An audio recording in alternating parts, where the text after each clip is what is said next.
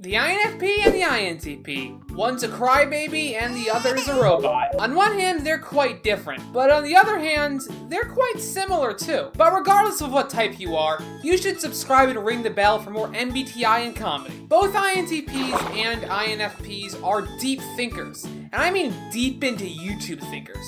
And both are unemployable outcasts, who have a pretty strong disdain for most humans. But INFPs and INTPs are outcasts for very different reasons. INTPs and INFPs share the same middle cognitive functions of extroverted intuition and introverted sensing. So both types are highly creative and have a longing for the good old days. But their first and last cognitive functions are very different, with INFPs rocking it with introverted feeling and extroverted thinking, and INTPs making a splash with introverted thinking and extroverted feeling. So, kind of similar, but also not. If you have no clue what type you are, well then you're in luck, because I made 3 simple ways you can tell if you're an INFP or INTP. Number 1, logic versus values.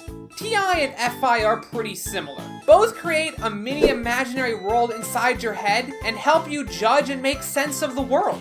That's right, both INTPs and INFPs use their daydreams to make decisions.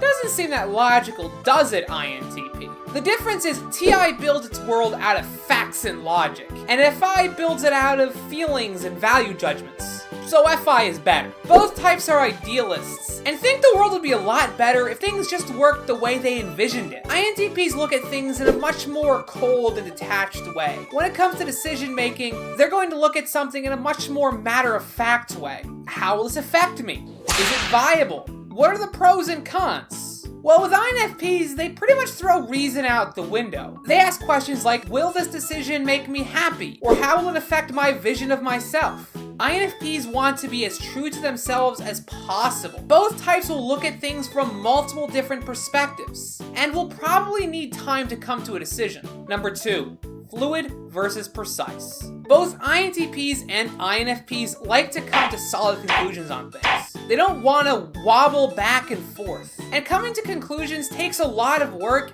and takes away from precious daydreaming time. Instead of thinking what kind of career they could get, they could be using that time to imagine an entire civilization made of dragonfish, or dream of their ideal partner.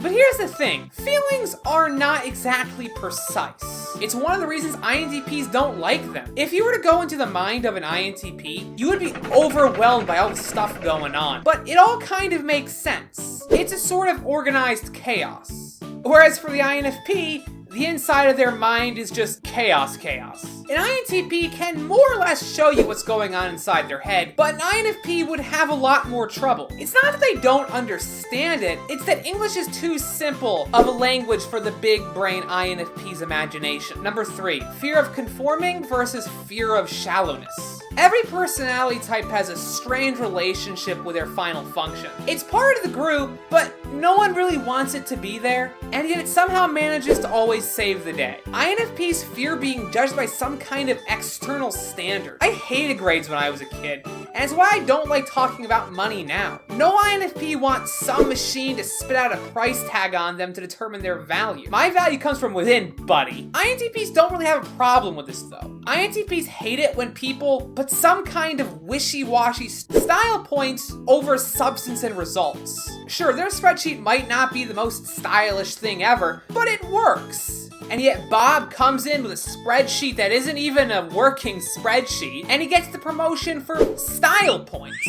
They hate the idea of having to play some kind of game of appearances or having to sugarcoat things. Yet in our shallow world, stupid people seem to be able to climb the societal ladder for no reason other than they're charming. And that just gets the INTP's goat. Are you still having a hard time trying to figure out which type you are? Well, you're in luck. I've made a video specifically on each type. Click on them here. I've been TrebleKnight. Thank you guys so much for watching, and I'll catch you guys all next time.